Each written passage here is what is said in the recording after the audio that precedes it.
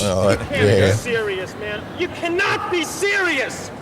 We thought, didn't we, Mick and Don, into the second day of the Australian Open, who better would it be than to speak to an absolute star, an Australian champion, a Wimbledon champion, and get his thoughts on tennis and everything else that's going on. And he is the great Pat Cash. Welcome, Pat, to You Thanks, Cannot guys. Be Serious. Thank you. That was a very kind introduction, actually. Well, I could have gone right through all the tournaments you've won. No. The first question, and they say I hog the questions, but I'm just doing It's your this. show, remember? It's not my show. I just want to ask this first up. You rated number 4 in the world in 1988. What I want to know is who were the 3 people ahead of you? Oh, actually, that's a good question. Well, Lendl for sure, Wilander, and Edberg, was it? Now, and you beat in 1987. Yep. You beat Lendl in the final, Wimbledon yeah. final. And didn't you? Yeah, and I lost to Edberg at Kooyong at the beginning of 87. In Kooyong. Still there. Yeah, Kooyong. That was the last one on the grass. So I played the last match on the grass, tournament match. They played Davis Cup, I think, since then. And then lost the first one at Melbourne Park, which was Flinders Park then. Yes. Who to, Pat? Yeah. Who to at Melbourne? To Wilander. Both 5 sets. The Wilander one was 8-6 in the 5th. And it's a bit of a heartbreaker, really. But I played well. So you kind of walk off those ones and go, yeah, you're bitterly disappointed. But you think, I actually gave it all, and I played just about as well as I could. So you didn't under the crack it? circumstances. Because you were seen by lots of people that be fiery and have a temper. Did you crack it when you lost a big one?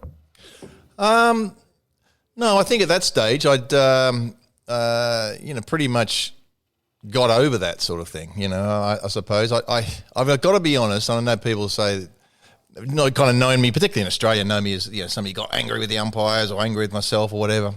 I can honestly say in my whole career I only lost one match from losing my temper. When was that? That was early on. It was the US Open. I got absolutely screwed by, funny enough, American umpires against an American. In that game and I learnt my lesson. I think I really lost it. In that game against Lendl at Wimbledon, you're very relaxed.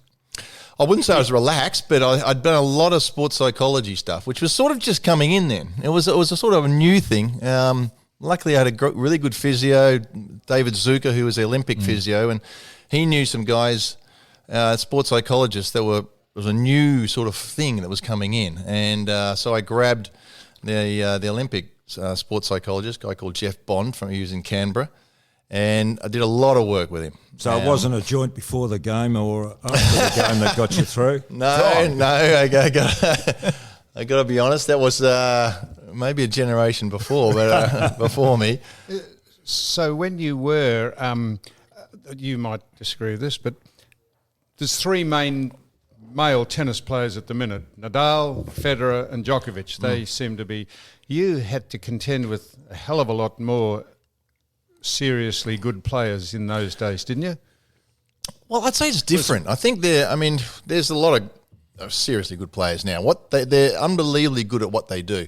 I suppose in my era there was so many different styles and so many different types of courts. Clay courts were slow. The fast indoor courts were really fast. The grass was really fast. The hard court could be anywhere from slow to whatever. So it depends on what your style were. If you're Henri Leconte, you would attack, or John McEnroe, you'd sort of, you come to the draw and you say, I hope I don't draw these guys. And you play in an indoor court and you would.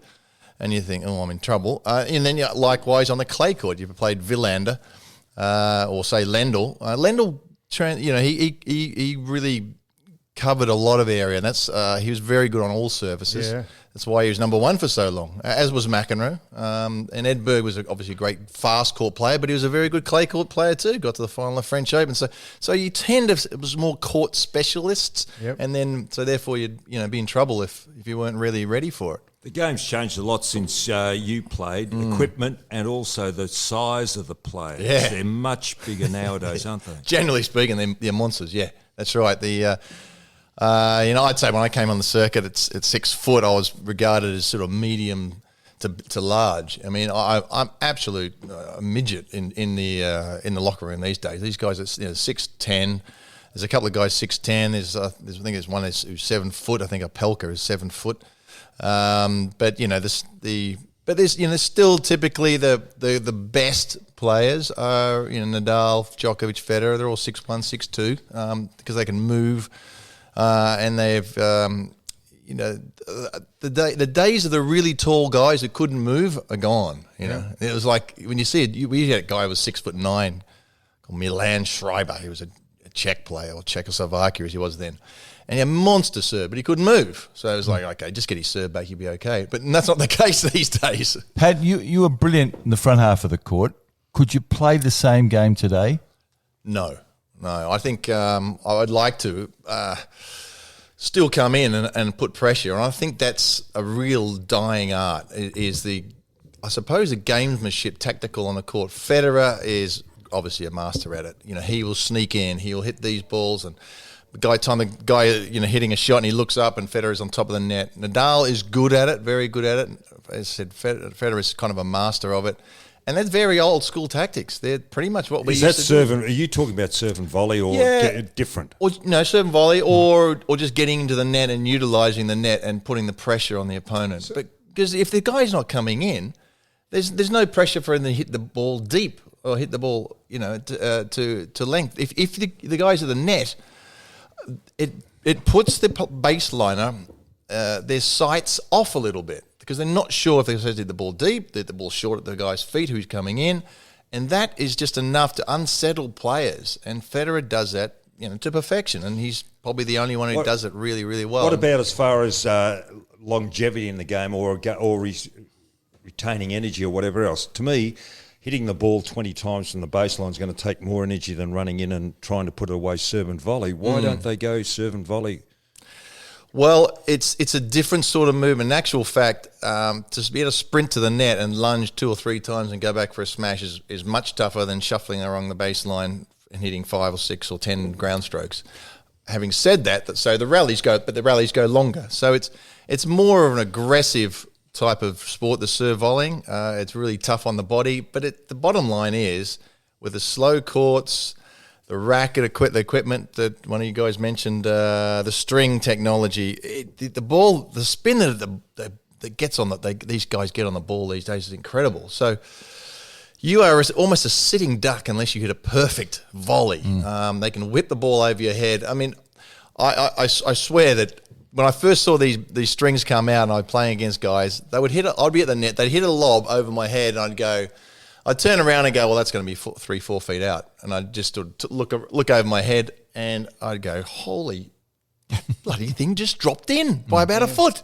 How is that possible? That's strings, is it? Just purely the strings? That's purely the strings. Extraordinary. So it's made the court bigger, shall we say. So you can hit the ball harder and the ball will drop. So a man who won Wimbledon purely by just serving his bloody ring, or it was Goran Ivanisevic. Yeah. Is there too much importance placed on someone with a big serve, because he had not really anything else, did he? Well, no, he had a big forehand and a backhand, and he volleyed pretty solidly. There was an era there was massive servers, wasn't there? The courts were still quick. We had Sampras, we had Ivanisevic, we had Rosetsky, we had Krajicek. Maybe the greatest era of servers we've ever seen. They all came at the same time, and they just blasted the serve, and it became kind of boring, but it was very, very effective. Well, take us through beating Lendl. Now, what was the psyche about the Wimbledon final, beating Lendl, the man at the top of his game, and was there any psych in it? Or did you speak to him? When you crossed and sat down at the end of games, was there anything going on mentally with him? Well, there is a big mental battle there. Ivan was probably his worst surface was grass, shall we say. I mean, he was number 1 player in the world. He'd been in the final the year before, lost to Becker. But I knew that I just had to, he was not comfortable at the net as long as I could make him volley. And in those days on the grass courts, you basically had to volley. There's no way you could stay back against an attacking player and win. So he was sort of forced to play a style that he didn't really like to play. There was not any love lost between us. Got to be honest. Really? From a long time previously. Why? I had a respect for the guy. Just some things that happened. Like? Come on now, Pat. Well, he was very loud. Ivan was very loud. There's certain Off the players court, he was off loud. off the court in the locker room. Yeah, there are certain. You guys have been in locker rooms. You know the types of personalities there are. There's the loud ones. There's the ones that can get in your face. There's the quiet ones that you got to watch out for. There's white line fever guys. There's all that sort of stuff. And Lendl was loud.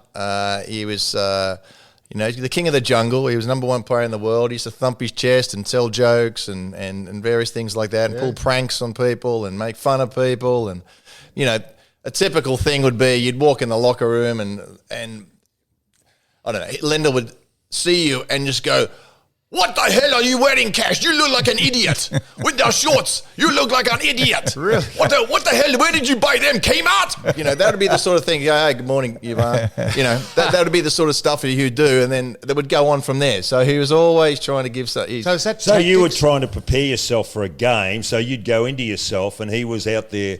Out there, that's the way he prepared for his game. Yeah, that's right. So it was a talking, contrast. he'd be joking with people. He'd be sort of loud and brash, and that was his personality. But you, what did you go into yourself before? I didn't care too much about that. Yeah, I was pretty quiet. You weren't too shy though.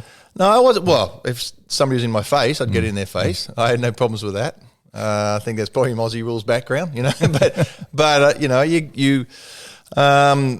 I wouldn't really, start the fight, but Ivan would start the fight by saying, "You look like an idiot with that claws," first thing in the morning, or "That racket, that is shit. You cannot hit a ball with that racket. Cash, your forehand is crap." That's very good. Now, I want to tell you, I've heard it a lot.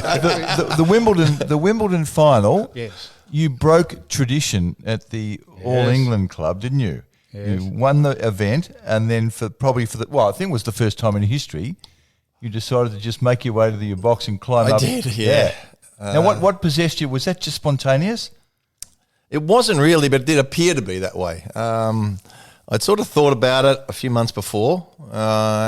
Just for some reason, it just came into my mind. I wonder why nobody's climbed through the stands. You thought during if a I sporting win event. Wimbledon, this is what I'll do. That's exactly what I did. Well, that's extraordinary. And then I thought, why hasn't anybody ever done that? And I said, yeah. And when I win this year, I'm going to do that. And that was about as much So as I when thought you were about that it. confident you were going to win this year? Yeah, I believed I was going to win. I mean, things had to fall into place, but I was playing well. I think it was probably around April that I was starting to think that, and I didn't think about it really until the night before. And I went sitting there just back there watching a movie. It was a really strange household at that stage. I sort of new house, new baby. Fiance who was pretty insecure about everything that was going on and wasn't sure, as a stressed out mum. Is this A.B. Christensen? Yeah, Anna Britt, that's right. A.B. We call her. So I had my coach in the house, Barkers, and then had the sports psychologist, and they were sort of they were around trying to keep things nice and quiet.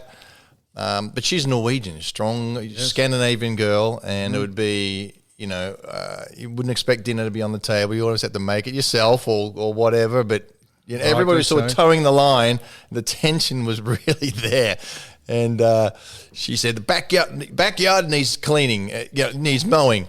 Not a big backyard by any means. And all of a sudden, everybody's hand went up. I'll do it. It was like, just keep everything calm and quiet. And I just sort of sat there and watched a movie and Charles Bronson blowing a few people away and Murphy's Law, I think it was, and I just visualizing everything we did with the sports psychology. I just visualized everything that could happen on the day, and it worked really, really well. So we visualized walking out onto the court, which is a really nerve-wracking moment, and settling really well. Bad line calls, wind, sun, crowd against me, crowd for me, Lendl coming back, me serving double file, everything that it could possibly be. I visualized that, and it was really like I had played a Wimbledon final before. It worked really well. That was one of my strengths. I was very good at visualizing stuff like that. One thing that's fascinated me about you guys, the entourage that goes with you. How much you treat it as a business, I know it's probably different nowadays to when your time costs have gone up, but how much does it cost to keep this entourage going on a yearly basis? Yeah, I don't know. I don't know. I mean, Well, how much it cost you a percentage of your winnings? You know, Was I it wouldn't know. 50% of your winnings? No, it wouldn't be that much. But I had part-time. I had coach full-time, so he had a full-time wage. He had a very successful business out at Heatherdale Tennis Club here in Melbourne. So I had to sort of pry him away from that. So whatever that would be, I to be honest, I can't remember, what, $100,000 or something back in those days maybe for the year to keep him going. And then I had part-time Dr. Ann Quinn, who travelled with me to training, part-time Jeff Bond, a sports psychologist. So, and then I had the physio from time to time, David Zucker, come over just to be around. So, you know, paid him a few bucks. But these days, the guys they've got a full-time, 3 or 4 people, but the money is really big. Your earnings were $1.9 million in total. Total, that's right. Yeah. So that's how much it's changed. Well, let's right. fast forward. There was 2 tours there, so a lot of these money, and there was a lot of exhibition tournaments. So we were allowed to play exhibition tournaments, and I think that's one of the problems with the matches players these days. Everybody wants to see them play each other, but when you're getting Djokovic and Nadal, I think it played 70 times or something. Wow. Yeah, that's a lot. I had a short career, lots of injuries, but I think I played Lendl or Villander maybe 10 times. Let's talk about those 3. There's 3 men who have clearly been dominant for a decade. My view as an outsider, just looking in, is that Djokovic doesn't get the credits he deserves. Can you rank them for us, Federer, Nadal and Djokovic? No, I couldn't really rank them because it depends on what the surface is. But I mean, at the careful, moment, Pat, because you're going to be quoted if you. Oh, thanks, yeah, John. I know exactly. Well, press. I mean, you've got to say that Djokovic is the best player on clay, grass, which I never would have guessed. I mean, he won. He's been successful at Wimbledon. He's got 7 Aussies too. Exactly. I mean, this is a tournament he's been incredibly successful at. It's head to head, Djokovic is the best, isn't he? Yeah, I think so. But it's not as fashionable to like him, is it? It's not at all. No. I mean, you can't get away with the fact that, Federer for me, he's the best, most enjoyable player to watch, followed closely by Nadal. I just love his power and his intensity that he puts on the ball. As we're talking about the top these 3 guys, but on clay, obviously Nadal is number 1, but you cannot go past the fact that Nadal's record against Federer, even though it's shortening and it will continue to because the way Nadal's tactics are, I don't think, other than clay, I think Federer was wanting to play him because he'll try and shorten that gap. But for the greatest player of all time, as Federer is, or is regarded as, he's 2 main rivals in his era. He's got a losing record against. Correct. So it's a really quick way to shut down that argument, which I don't like as the greatest player of all time. I've always been against it, and people go, "Oh no, Federer," and then you go, "Well, he's number 2 rivals. He's got a losing record." Okay, well, let me put it Next this question. way. The last one on this. If you were still playing, who would you least like to play out of those 3 in a Wimbledon final? Wimbledon. Oh, I was going to say Nadal on clay would have been the biggest nightmare. Yeah. I think Federer because he's the way he served, but he could transcend the fast court or the slow court. So the grass courts, when we were quicker, he would be very successful, and he's obviously very successful on the slower grass courts, where I think Nadal or Djokovic would not have the same success in our era on grass. There's no way they'd have the same success. No way.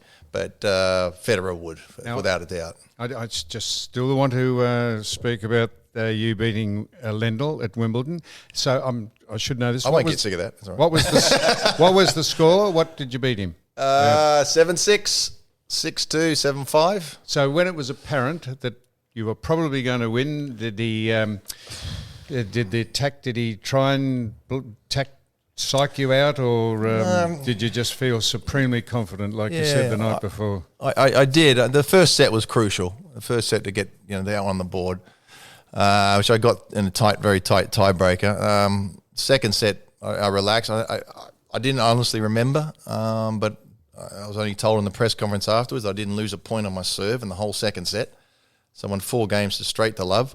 Wow. Then there's the danger period, because then you're so confident that you can lose concentration. That's what I did. So Lendl broke my serve, and at that stage, on a very hot day, going into a fourth set and then a fifth set is still anybody's game. That's the great thing about these 5-set matches. There's still anybody's game until the end. So, I was down a break, and I remember sitting down at 4-3 down the break. Was it 5-4, and I looked up to the box there, and the sports psychologist, we had a sort of a kind of a message or a signal, and he would stand up, and that would mean, get going, get fired up, because it's all about emotional management. If you're too fired up, like, too nervous or excited, like you would be as you're walking on to Wimbledon final, it's to calm down, to breathe, to get your timing, just to concentrate on the ball.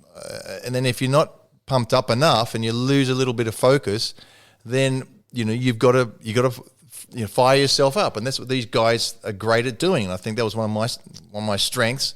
So he stood up, and it was like, and started clapping. In other words, get fired up. So I jumped out of the chair, ran across to the returning position and started jumping around and firing yourself up. So and it worked. I broke serve and held, and then broke again, and then held. So I won 4 in a row. So just Donald, by far the two most non-contact popular ball sports in the world are golf and tennis, and it's just ironic that the biggest trophy is the British Open in golf. Yeah. And the Wimbledon tennis. So do you think the Masters is bigger? No, in golf? Not than the British Open. Oh, okay. No, I don't follow golf that closely. I reckon winning in the Open is probably the epitome of a golfer's career, and winning Wimbledon would be the epitome.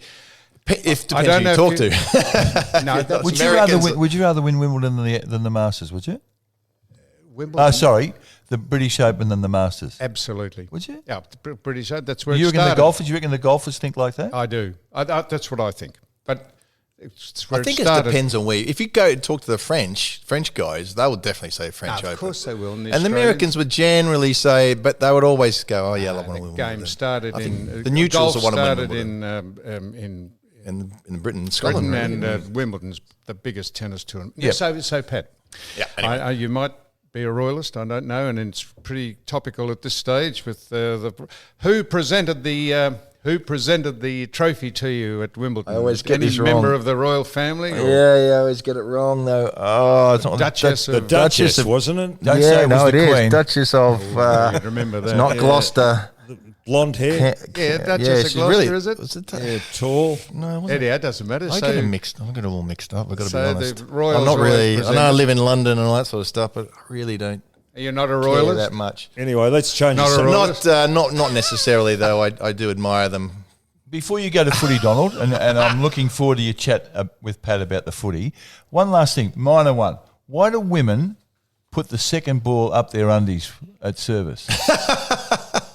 You'd have to ask them. It they're going seems to put some. We got incongruous to me. pockets. There's 300 ball boys there. Why don't they just call for a second ball if they need it? Well, probably because 90% of your tennis life is without ball boys. You're playing on practice courts. You're playing as a kid, so you probably just get used to the habit of having the ball there. I mean, yeah, I think Serena turns around because she's been at it for a long time. She turns around and gets a ball every time she wants. But I think it's a practical way of carrying a ball. So, I mean, it's my guess. Thanks, Pat. Now, this is more for my information, Pat, because people probably don't know, but those who do know. You guys played against each other, didn't you? Yeah, we did. Did you have a few did. punch-ups? I Yes. remember I've seen a few of yours. Don, I followed you a lot.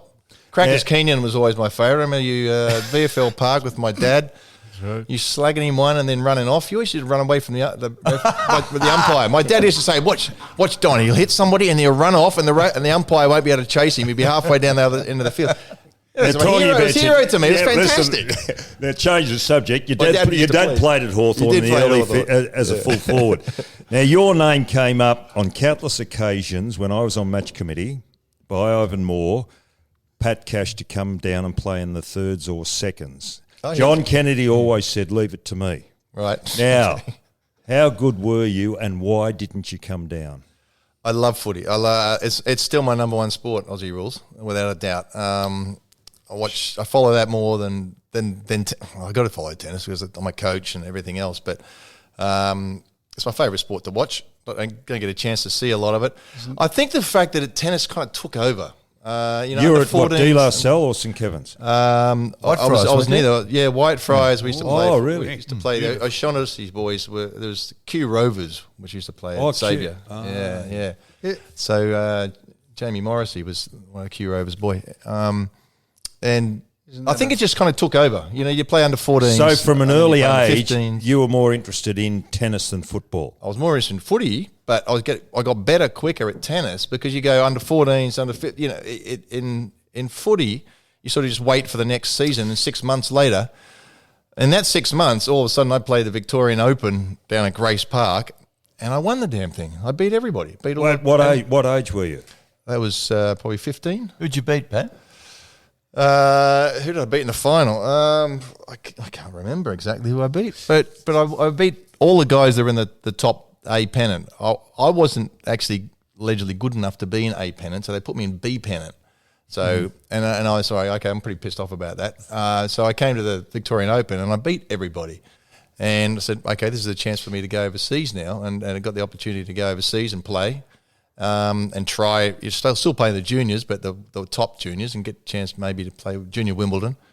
And when you get a chance to get into Junior Wimbledon, as much as you like to go back and have a kick of the footy, you realise my career path has been chosen. And did you win Junior Wimbledon? I did. I lost the final the first year, and I came back the second year and won it. I beat Henrik Sundstrom actually, who ended up as a top 10 guy. Became top 10. So, Dad sort of said, listen. I'd love you to play footy, but all you need is, a cold, wet day and to get the ball, a soggy ball, waterlogged ball on the end of the finger, and there's the end of your tennis year. So there's, and it kind of made sense. And there's some really hot looking Italian girls over there. The first time I went over there and landed in Milan, and jeepers creepers. Yeah, good decision. Jeepers creepers. So there's a bit of a There's a bit of a parallel. Shane Warne says exactly the same thing. He didn't make it into the first grade of cricket for a while, and his main sport was Aussie rules and still is today. He says he'd rather watch that than any cricket game when we had him on, he said. So that's an amazing parallel. He's a good tennis player, Warney. Is he? Yeah, he was top one of number 3 in Victoria at his age. Tell me he's good at that as well. And he had good serve. Fucking piss me off that. Yeah, he's actually good at hit with him. I mean, he sprays him a bit now, but he is. I mean, you can imagine he having a good serve, getting the ball over his head like a bowling. But yeah, there you go. Intrigued. The only person maybe we haven't asked you is, I noticed John McEnroe said that Nick Kyrgios needed a mentor. I'm not sure if he thought he was the man. He said that he would have been a better player if they'd had that electronic scoring system in where you could tell if the ball was in or out, but he would have been a much more boring player. McEnroe? Yes, he said he'd be boring because he wouldn't have been shouting at the umpires. He would have just had to look at the screen and see if the ball was in or out. Now, you're likened to McEnroe, and your dad used to sit in the stand like McEnroe's dad used to sit in the stand. What did you think of? What do you make of the McEnroe saga or the enigma he is? Oh, look, he's a just phenomenal player. I mean, even to this day, we play some Legends matches, and every match I shake my head and go, "How the hell did you do that?" I mean, the control that he had, the feel, it's just really is something. And he didn't look like an athlete, but he was lightning quick. He just picked up the ball. He was could never get a lob over his head just to get back and for a smash. And he was ruthless competitor, and he used to cheat like a son of a bitch. Did he? Oh, hell yeah. He used to call line calls and make, the ball was clearly out or in, and he just sit up there and argue and just try and put you off. Whether it's cheating or whether it's gamesmanship, there's a fine line, isn't it? What did you regard it as? Both, to be honest. I mean, it is. There's no reason for him to call the referee out and have an argument. He never did it when he was winning. He only did it when he was losing, and he knew what was going to happen. And it's like, but that's people say, why don't you just forget about it, and get on with it? And you tried to, but it's like saying, You know it's going to happen, and it does happen in the match when you get on top of him. So and he he's worked starting the system and don't let him beautifully. get up. Don't let him get to you. Don't let him. You're looking up at your coach, and your coach is pointing at your head. Concentrate. It's a bit like saying, the old, don't think of a white horse, guys. What did you just think of? A white horse, right? So you don't let McEnroe get in your head. Don't let McEnroe get in your head. Don't let that son of a bitch get shut the he's in my head. He was incredible competitor. Incredible. And then he was the only player I've ever seen who would scream and yell and get upset and play better the very next point. So he worked on that as a tactic, I do you don't think, or was know. it just innate? It just was born with I it. think a bit. He's just an unusual character. I don't know. Could But you draw a parallel between that and someone like Maria Sharapova screaming every ball they... No, seriously, people say that puts you off more than anything. Yeah, I suppose. I don't know. Yeah. That is very annoying. You know, when you talk, Well, it is. you talk about McEnroe. But I think McEnroe would be a good mentor for Kyrgios, but What about the great Nick Kyrgios? yeah, there's no shot that kid can't play. And he's a very good athlete. That serve is as good as anything I've seen. Certainly one of the best serves, if not the best serve on the tour, other than the couple of giant guys. Anything to do with him? Well, I don't know if he's willing to listen to anybody. I have some theories that I believe things that I think would help him, but it's. Have you offered them? I've sort of in a back way mentioned it to some of the guys in Tennis Australia. Say, look, if Nick wants some advice, I think I've got some ideas, but whether that gets to him or not. The last thing I heard of he called me on allegedly, I don't know, according to somebody, that I made a nice comment about the match that he played against Nadal, and I said, it was a great effort from Nadal, real gentleman all the way through. It was a great fight, and he calls me, good on you potato. He called me potato. So he's a name calling childlike sort of stuff. Is he as But, good as Philip? Is he better than Philippoussis or? Well, or not at the moment. Philippoussis got a couple of Grand Slams and a couple of Davis Cup wins under his belt. could Philippoussis have been better? Yeah, he could have been. I think Mark could have gone another step. Why? Just needed to work a bit harder. He I was think. lazy. I wouldn't say lazy, but I think he just needed that extra 10, 20%. And we tried to lead him that way. But What do you mean we? Myself and a co-coach, Gavin Hopper, we worked with him for a bit. So, I think he was on the cusp of breaking through, but he couldn't quite do that. He should have won the US Open at the end of the year. He lost to Rafter. We were coaching him.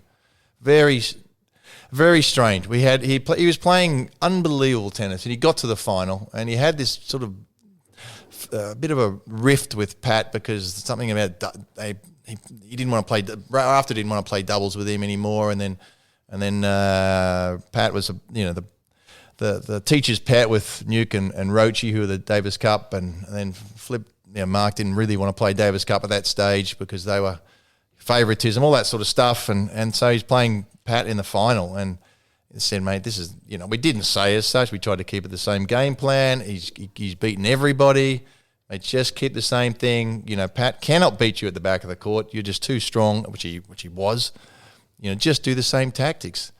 And this was the last thing before he walked on the court. 5 minutes before he walked on the court. That were the tactics. That was everything we agreed on. I sit there with my jaw on the floor as he's going a complete different tactics, serving, volleying both balls. But I'm sitting there going, what? I'm looking at him saying, what's he doing? He's going to get, and he wins the first set. So I'm sitting there going, well, that's kind of work, but Rafter's too clever. He'll get on top of that. And eventually he did. He ended up winning the fourth set, 6-love. He won the next three sets. And after I said, mate, what did you do? He said, I was too scared. I was worried that Pat was going to get into the net on me. I said, how's he going to get in the net on you? You're going to smash the ball at the back of the court. He's not going to have a chance to get in the net.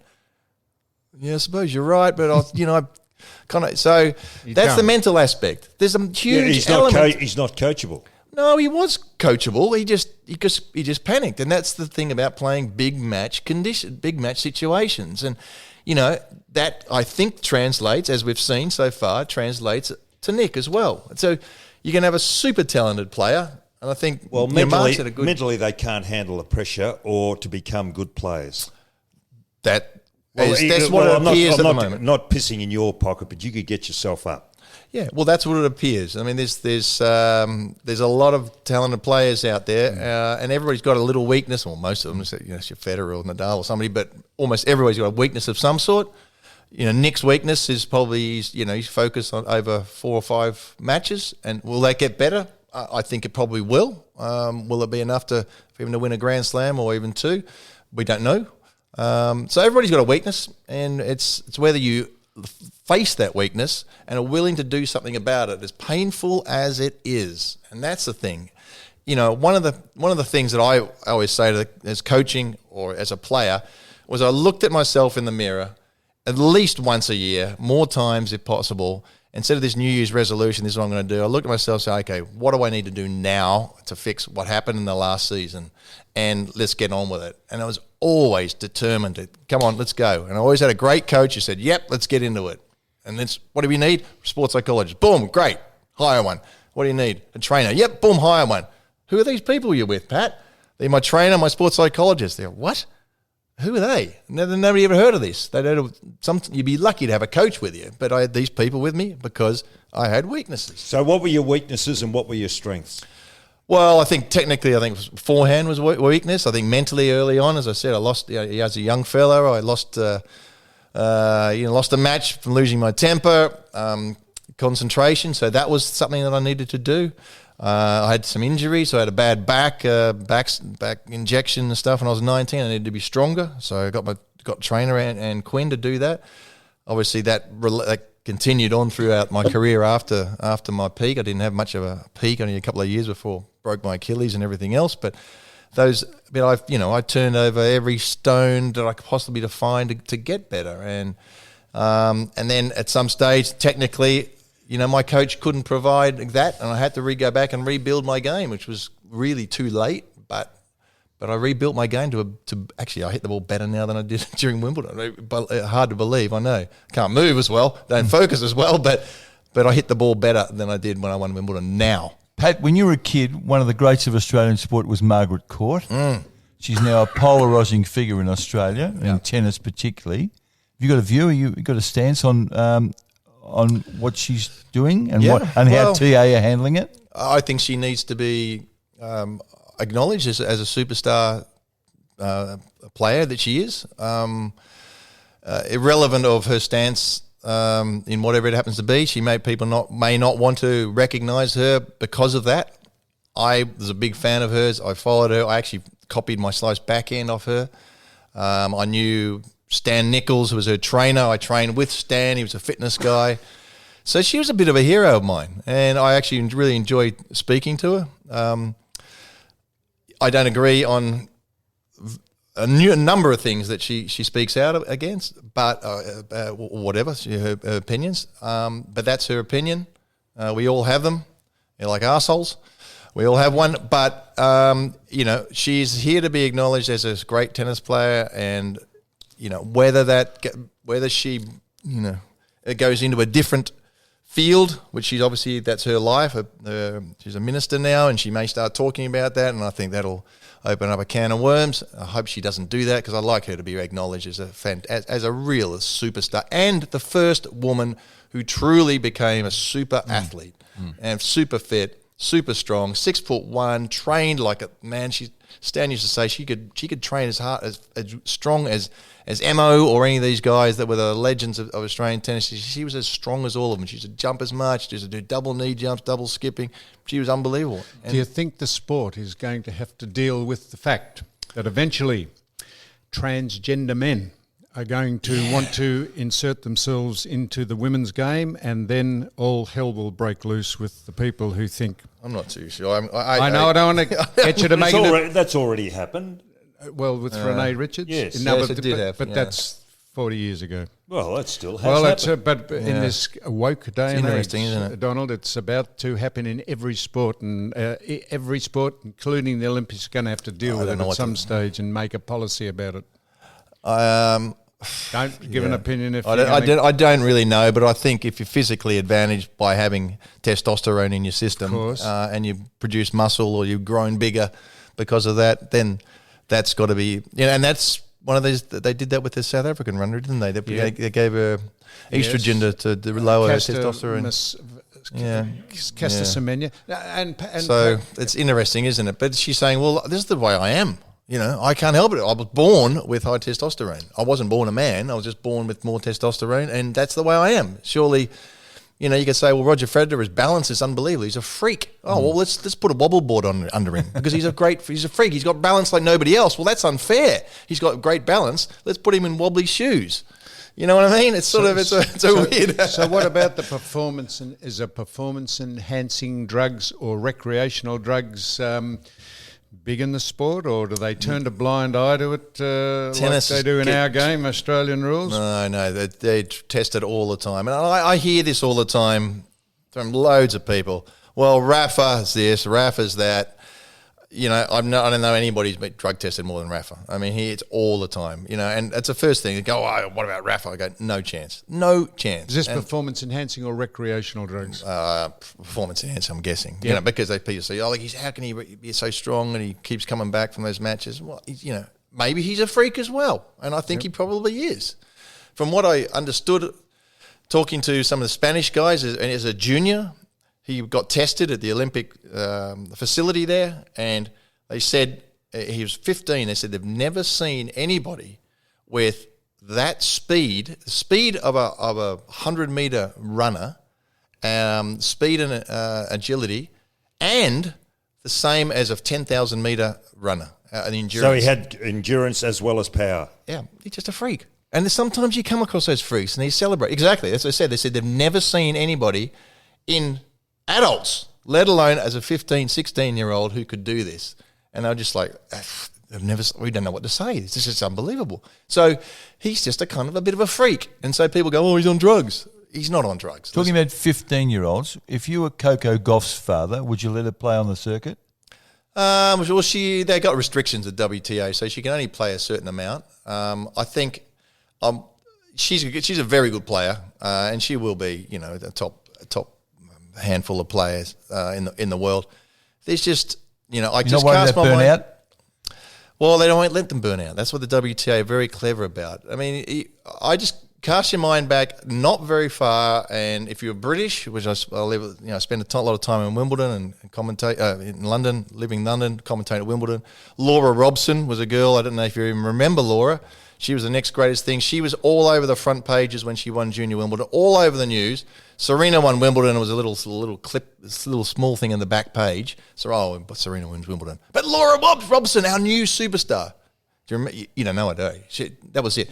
Yeah. Big mistake. Bernard Tomic, several years ago, they let him on as a young player, put him on centre court, said, right, you know, he's gonna be the next superstar. They threw him on centre court a couple of times. I think he might have won one and lost one of the matches, but he was the next big superstar. You can't put too much pressure on these kids, you know. There's two of them have just. Laura, you know, is in and out of injuries, and I think from what I believe is, you know, it's just not motivated to get better, and neither's Bernie. So they've just been, you know, their brains have been. Of course, the disappointment to all of us, Don, was that Anna Kournikova could never have been number one in the world because she probably made more money than any of them. Filled the stands day in, day out if she could have actually played. Well, made more money than any of them. Pat, are you coaching? No, not this year, no. You're not coaching juniors or anything? Yeah. Well, I'm still working. I was just on the court with a young tour hopeful for a couple of hours this morning, and I'll continue to do that. I love doing that. It's actually probably my greatest passion. And what about the percentage of dropout? How many guys actually reach that pointy end? What's the percentage? Nothing. Is it 1%? Yeah. And there's a great big... Yeah, there'd be something like 1% of players. And no, I wouldn't even think that. It would actually make a living out of tennis. And you've got to get to really consistently the top 70 in the world to be able to make a living. 99% wouldn't make a living out of it. No, yeah. Yeah, I have kids who come there and play international junior tournaments. So how do they get around the world from tournament to tournament? Yeah, well, this is the thing. You know, you get sponsorship from the tennis association or backing or parents, or it's a really... You know, you see Tsitsipas, who is I think the next big player. Stefanos Tsitsipas from Greece. I think he's definitely he's a real deal. He'll win Grand Slams. I remember several years ago, his father sort of grabbed me and said, can you look at him? He's playing on the grass. I was too busy to actually get on the court with him. But he said, can you talk to Tennis Australia? We change our nationality because we can't. You're struggling to get backing to keep going. He said, it's too expensive for us. It's too expensive for us. But they found a way, and he knows that every time he gets on the court, he's privileged to be able to go out there and make a big check.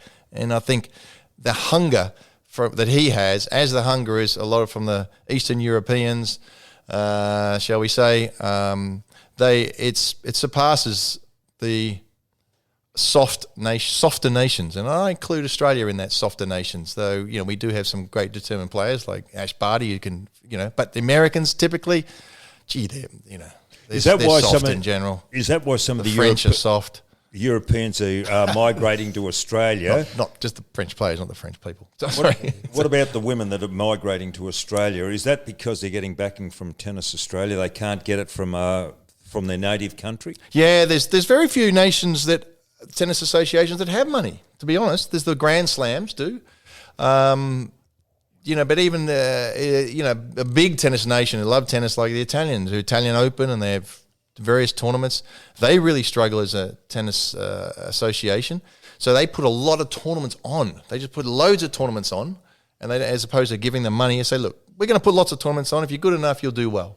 And that's really worked. We've seen so many Italian guys and the previous generation, Italian women, come through.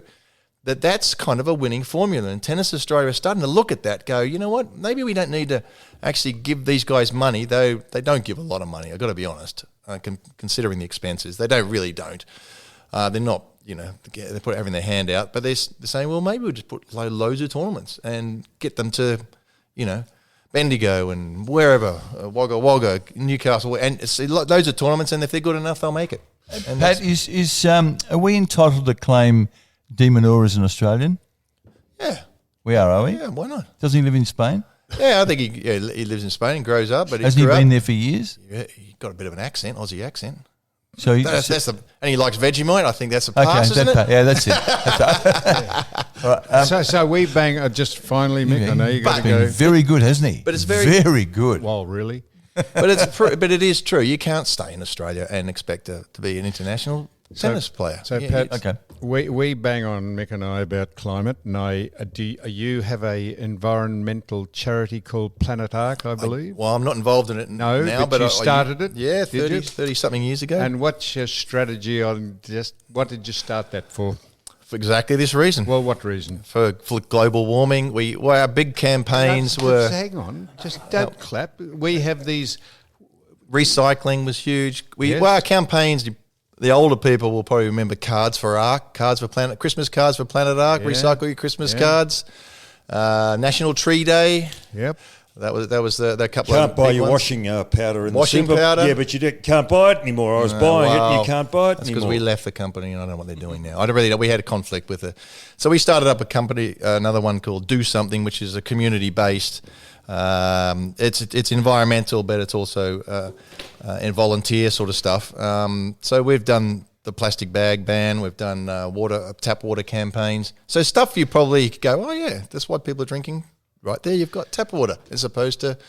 So we're very proud of that. I might sort of sit in the background these days, but it's something we started, and obviously, it's a horrible thing, but it's in our face now, and it's sort of got to happen to America. There's something before various people wake up and Donald Trump goes, oh, okay, a bit like Scott Morrison does. Careful, all right, okay, Donald Trump. That's, but wake up. The deniers, a bit of a wake up call was in their face, and they can't deny it. Good Yeah. point. Brilliant. What about the T-shirt you've got on? Country needs people. What does that mean? Well, I support an Indigenous foundation called Children's Ground, which are based up in the Northern Territory.